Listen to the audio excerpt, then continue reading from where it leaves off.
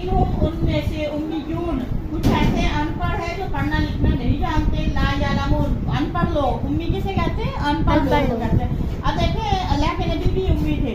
यानी उम्मी वो अनपढ़ लोग होते हैं जिनको किसी दुनियावी फात ने पढ़ना लिखना नहीं सिखाया, बल्कि अल्लाह के नबी को किससे सिखाया? जिब्रील अलैहिस्सलाम ने अल्लाह के हुक्म से सिखाया। ठीक है। अच्छा, ला यालमून जो नहीं जानते हैं किताबा, किताब को, इल्ला मगर अमानिया, सिर्फ इसके ज़ाहिर अल्फाज जानते हैं, सिर्फ इसका मतलब जानते हैं, लेकिन उसके मफ़हूम तक उसकी नहीं पहुँच सके। वाइन हो वो नहीं है इल्ला मगर यज़ुन्नून, वो सिर्फ जो है वो अपने गुमान के मुताबिक चल रहे हैं।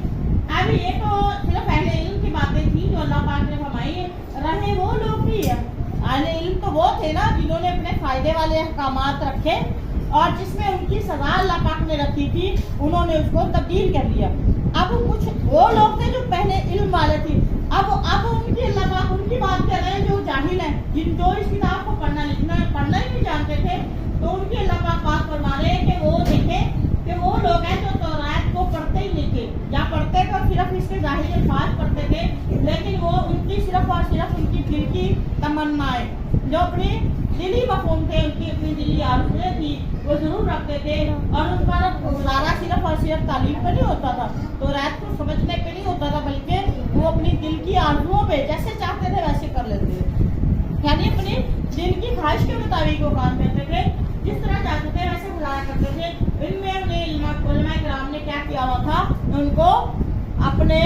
इक्तदा पे लगाया हुआ था। जिस तरह उलमा किराम यानी तो रात के जो आलिम है उसने अगर अल्लाह के हुक्म को बदल के उनको पेश कर दिया तो वो वैसे मौलवी के मुताबिक चलते थे,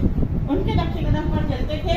और देखें मसलन हम तो अल्लाह के कहते हैं, उन्होंने ये भी कहा हुआ था मौलवियों को कि हम अल्लाह के लाडले, हम अल्लाह के कहते हैं, हम जहन्नुम में अगर गए भी तो चंद दिन के लिए जाएंगे, हम अगर जहन्नुम में अगर तो जाएंगे नहीं, अगर जाएंगे तो चंद दिन के लिए जाएंगे, और हमें हमारे बुजुर्ग जो लोग हैं वो हमें जहन्नुम से निकलवा लेंगे वगैरह वगैरह। और ये उलमा इकराम यहूदियों के आलिमों ने